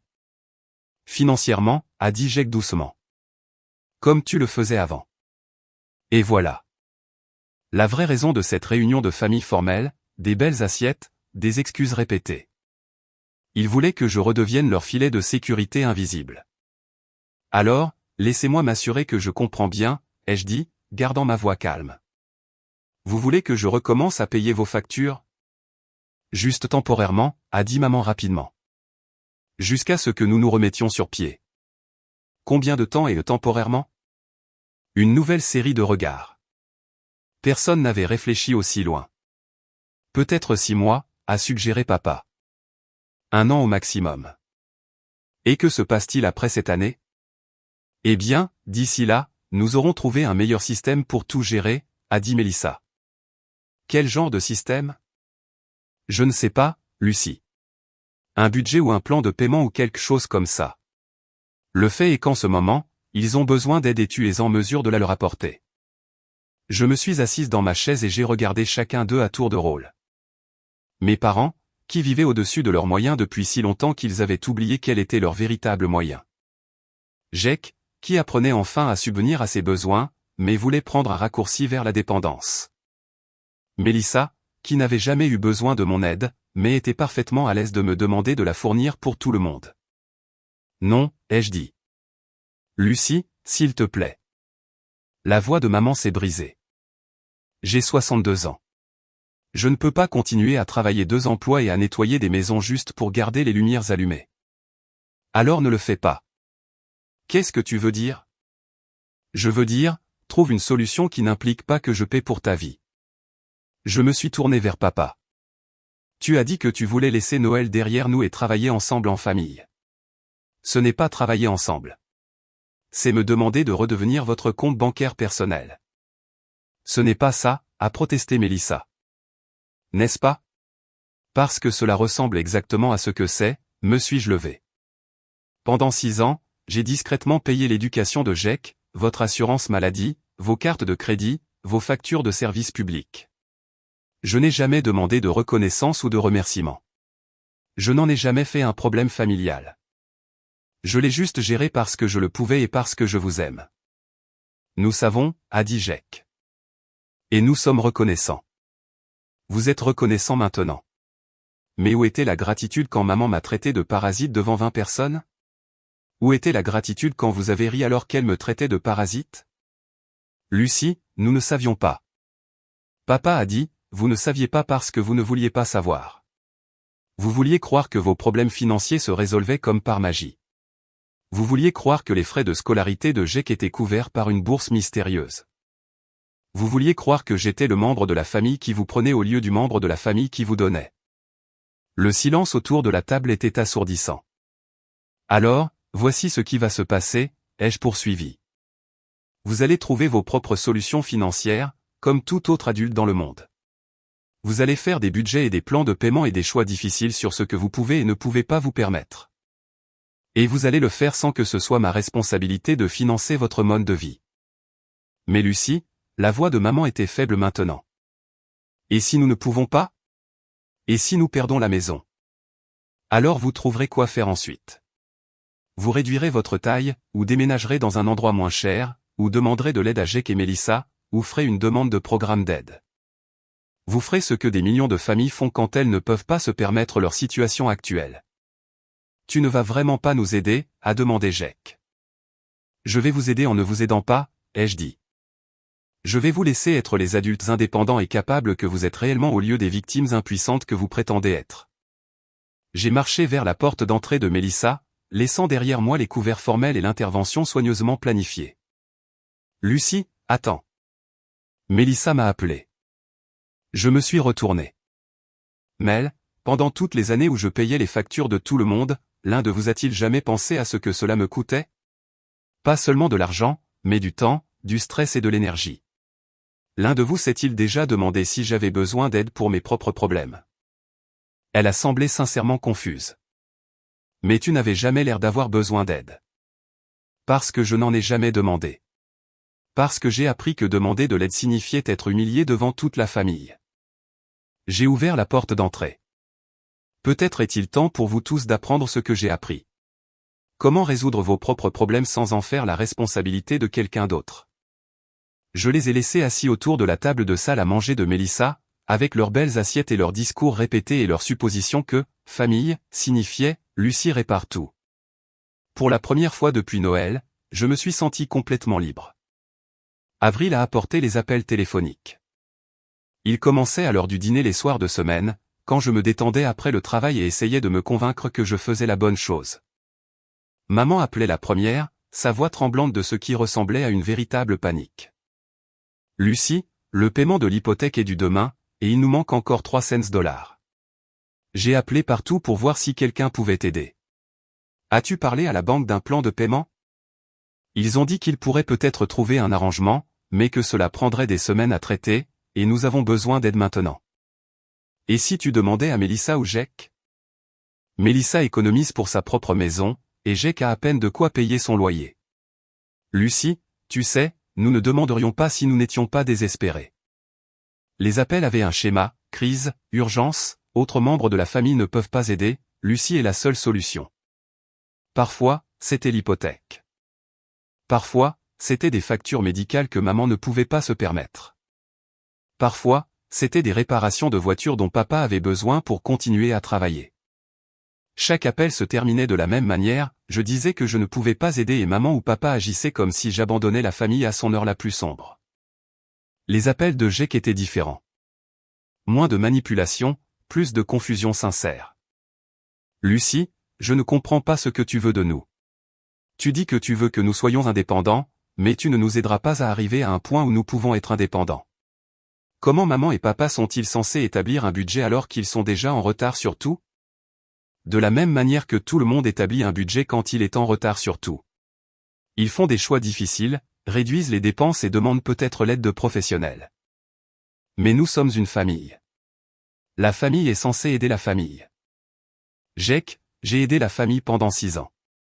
Maintenant, c'est au tour de quelqu'un d'autre. Quelqu'un d'autre comme qui? Comme toi. Comme Mélissa. Comme maman et papa qui sait de même. Lucie, je travaille 2 emplois et je dors sur un canapé.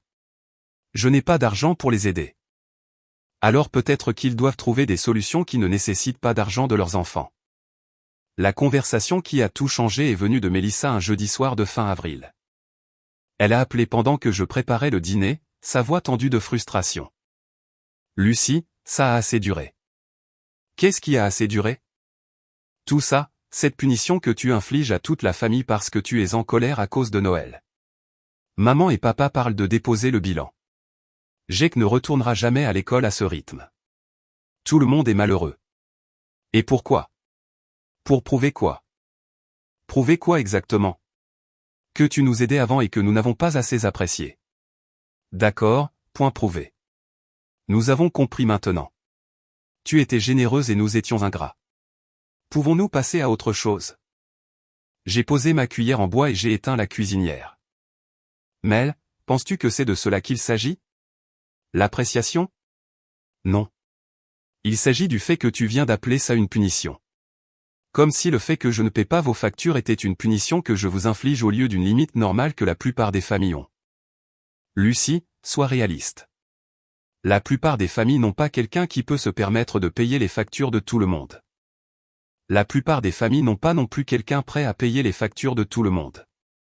Mais disons que je pouvais me le permettre. Disons que je gagnais à la loterie demain et que j'avais de l'argent illimité.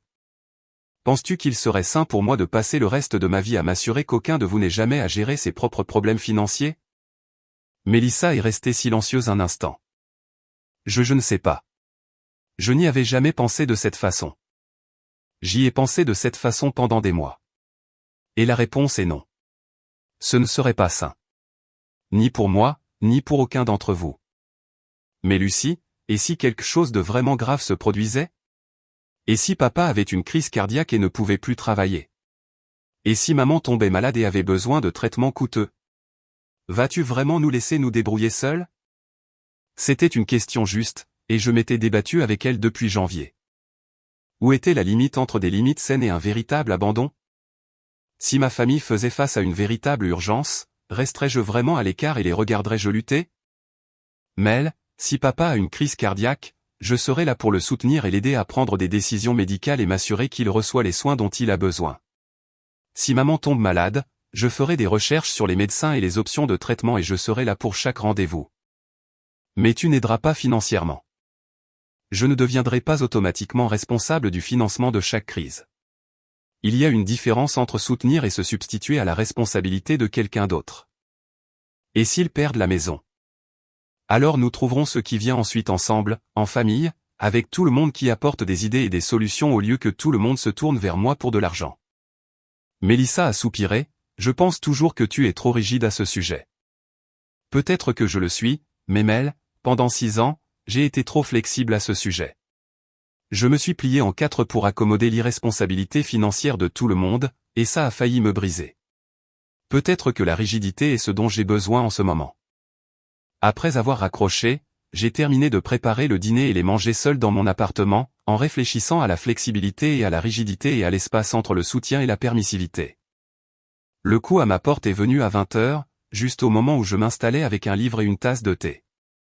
Par le Judas, je pouvais voir mes parents debout dans le couloir, tous deux l'air plus âgés et plus fatigués que je ne m'en souvenais. J'ai ouvert la porte, mais ne les ai pas invités à entrer. Lucie, a dit papa, nous devons parler de quoi? De cette situation. De la famille. Maman s'est rapprochée. Chérie, nous sommes à bout de souffle. La banque menace de saisie. Je ne peux pas me permettre mes médicaments. Le dos de ton père empire, mais nous ne pouvons pas nous permettre la physiothérapie que son médecin a recommandée. Je suis désolé d'entendre ça. Lucie. Les yeux de maman se sont remplis de larmes. Je sais que tu es en colère contre nous, et tu as tout à fait le droit de l'être. Mais nous nous noyons. Nous avons besoin d'aide. Quel genre d'aide? Une aide financière, a dit papa sans détour.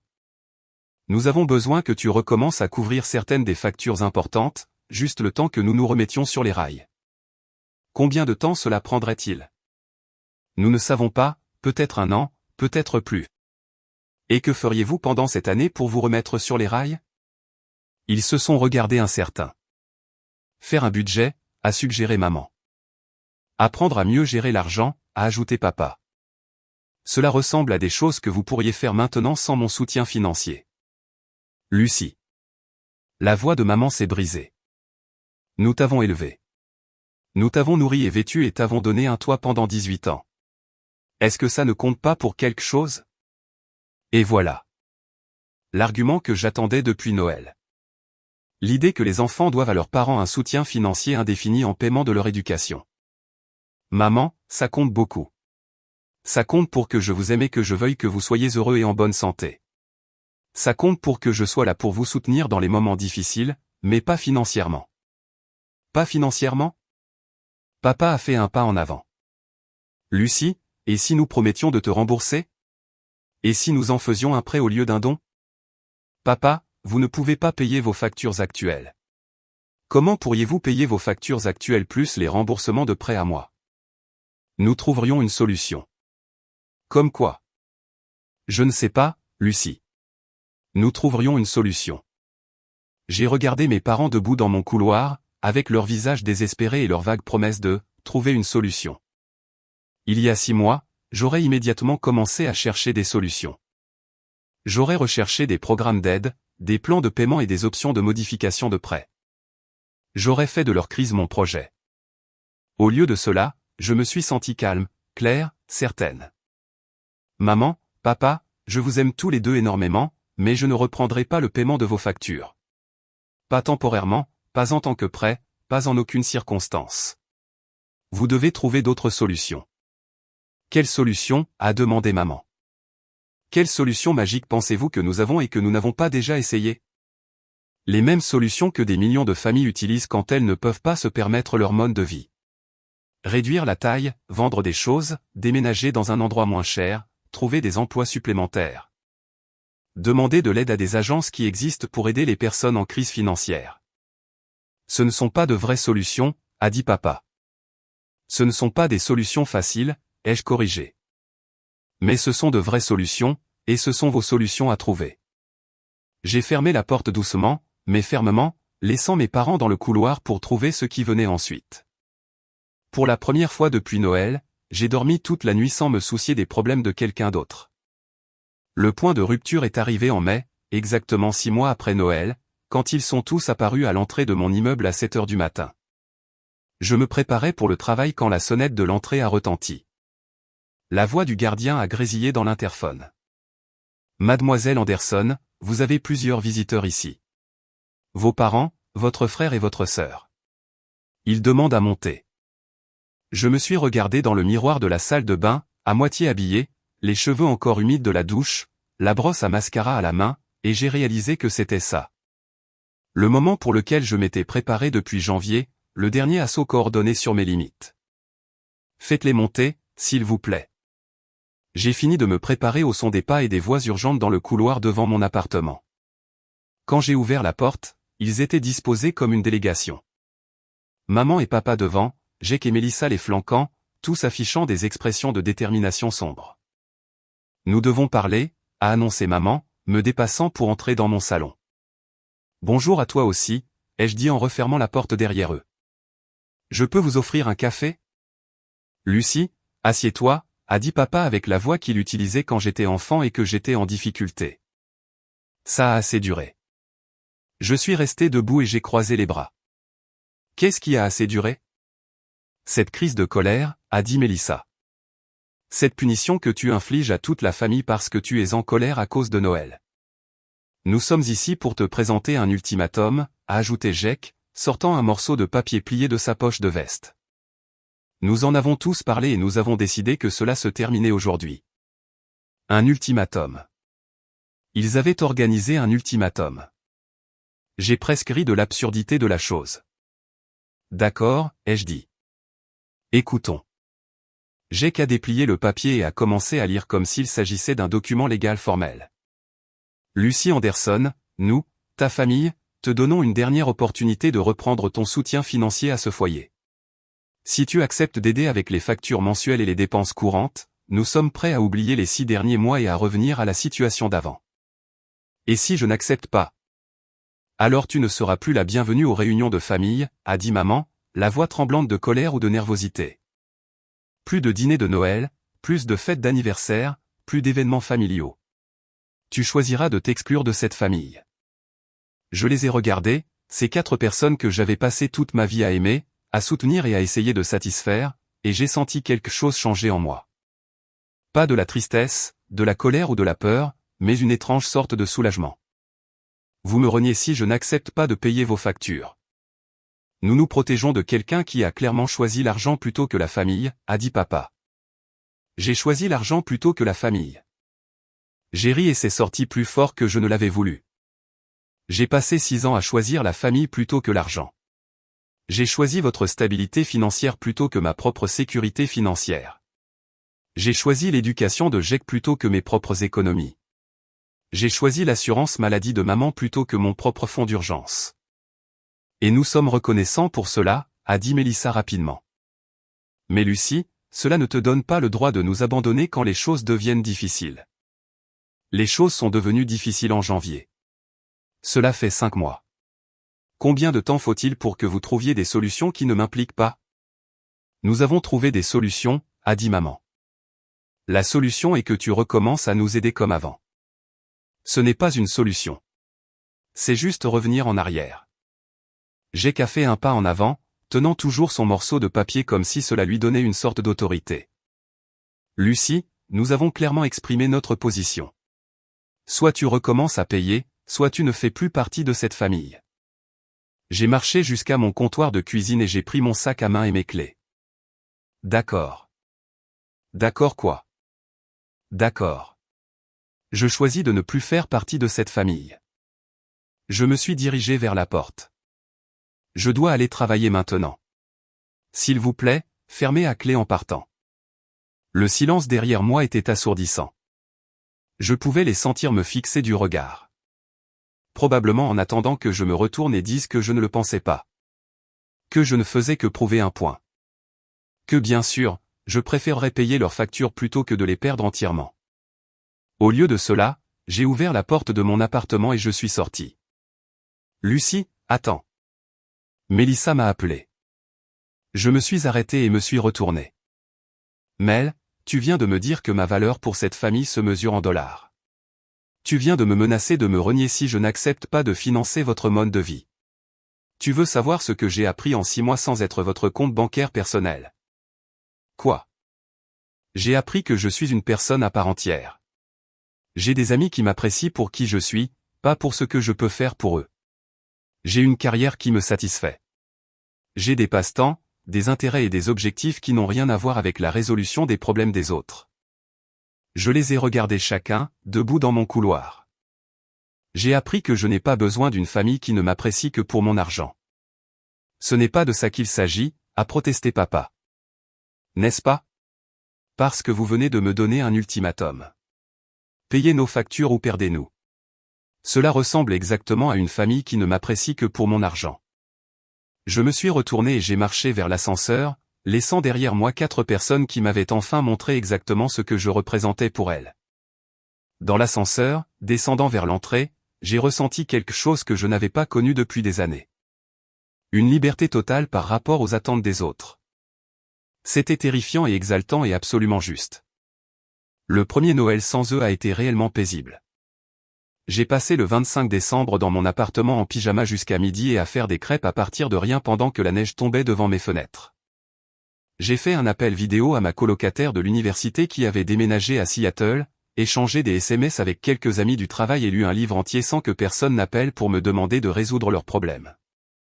C'était le premier matin de Noël de ma vie d'adulte où je n'étais pas stressé par la dynamique familiale ou inquiète de savoir qui pourrait avoir une crise à régler. Juste moi, mon café et le genre de calme qui vient de ne pas être responsable du bonheur de quelqu'un d'autre. Vers 15 heures, mon téléphone a sonné. Le nom de Mélissa s'affichait à l'écran. Joyeux Noël, Lucie. Joyeux Noël, Mel. Comment passes-tu la journée? Tranquillement. Et toi? Comment se passe la réunion de famille? Une pause.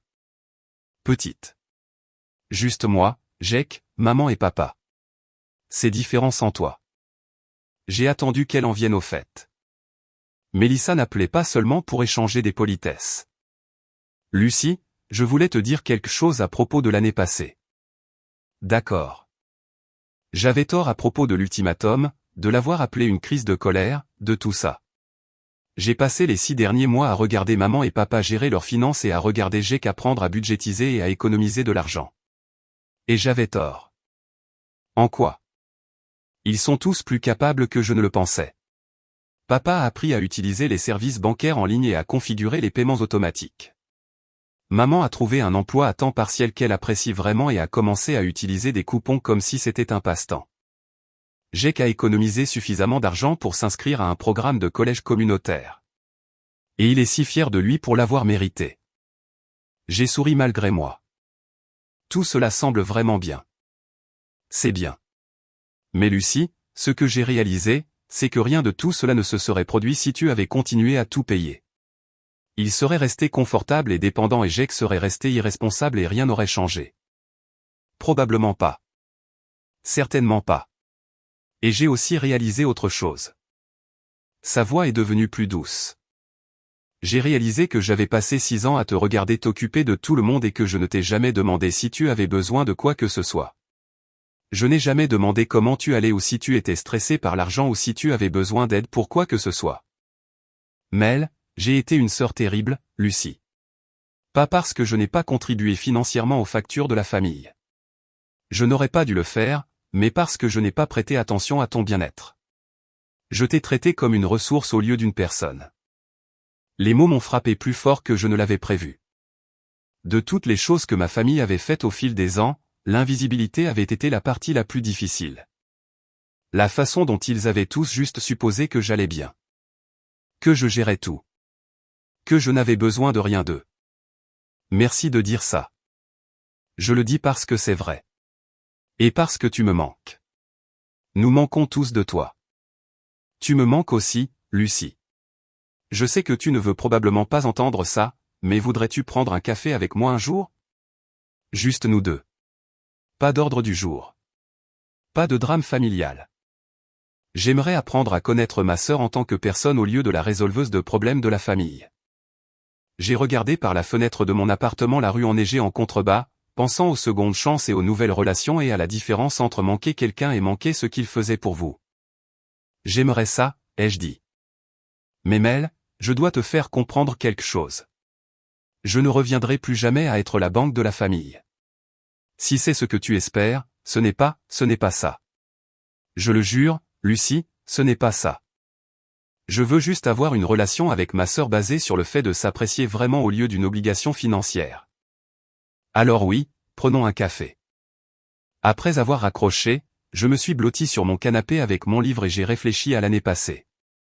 L'humiliation du matin de Noël me semblait lointaine. Les appels téléphoniques désespérés et les tentatives de manipulation avaient cessé il y a des mois. L'ultimatum dans mon couloir semblait être quelque chose qui était arrivé à quelqu'un d'autre. Dans l'espace où la gestion des crises familiales avait l'habitude de vivre, j'avais construit une vie qui était entièrement la mienne. J'avais pris des cours de poterie et rejoint un groupe de randonnée. J'avais commencé à sortir avec quelqu'un qui ne savait rien de ma dynamique familiale et qui m'appréciait très bien tel que j'étais. J'avais obtenu une promotion au travail parce que j'avais enfin l'énergie mentale de me concentrer sur ma propre carrière au lieu des problèmes de tout le monde. Mon compte d'épargne, n'étant plus vidé par les urgences des autres, avait suffisamment grossi pour que j'aie commencé à chercher des maisons, pas des appartements, des maisons avec des jardins et des chambres d'amis et de l'espace pour la vie que je construisais. La culpabilité qui m'avait poursuivi en janvier et février avait progressivement été remplacée par quelque chose que je n'avais jamais ressenti auparavant. La confiance que j'étais exactement là où je devais être. Mon téléphone a vibré avec un SMS. Le numéro de Jack. Joyeux Noël, ma sœur. Je sais que nous ne nous parlons pas en famille, mais je voulais que tu saches que j'ai obtenu mon diplôme de mon programme la semaine dernière avec une moyenne de 3,8. J'ai payé chaque heure de crédit moi-même, et je n'ai jamais été aussi fier de quoi que ce soit dans ma vie. Merci de m'avoir forcé à grandir. Je t'aime. J'ai souri et tapé en retour. Je suis si fier de toi. Je t'aime aussi. Alors que l'après-midi s'estompait en soirée, je me suis préparé un dîner simple et j'ai repensé au Noël qui avait tout déclenché. La voix de maman résonnant dans le salon. Tout ce que tu fais, c'est prendre, prendre, prendre.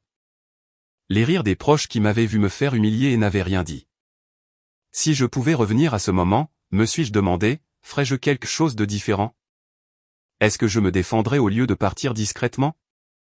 Expliquerais-je exactement ce que j'avais apporté avant tous les paiements? Probablement pas, parce que la sortie discrète, la suppression systématique du soutien, les mois passés à les laisser se débrouiller seuls, tout cela avait mené à ceci. Jack apprenant à être responsable de sa propre éducation. Mes parents découvrant qu'ils étaient plus capables qu'ils ne l'avaient réalisé. Mélissa reconnaissant que la famille signifiait plus qu'une obligation financière, et moi apprenant que je valais plus que ce que je pouvais fournir aux autres. La neige continuait de tomber devant mes fenêtres alors que je m'installais pour une soirée paisible seule. Quelque part en ville, ma famille finissait probablement son dîner de Noël. Peut-être parlait-elle de m'appeler, peut-être regrettait-elle la façon dont j'organisais tout et m'assurait que rien ne se passe mal.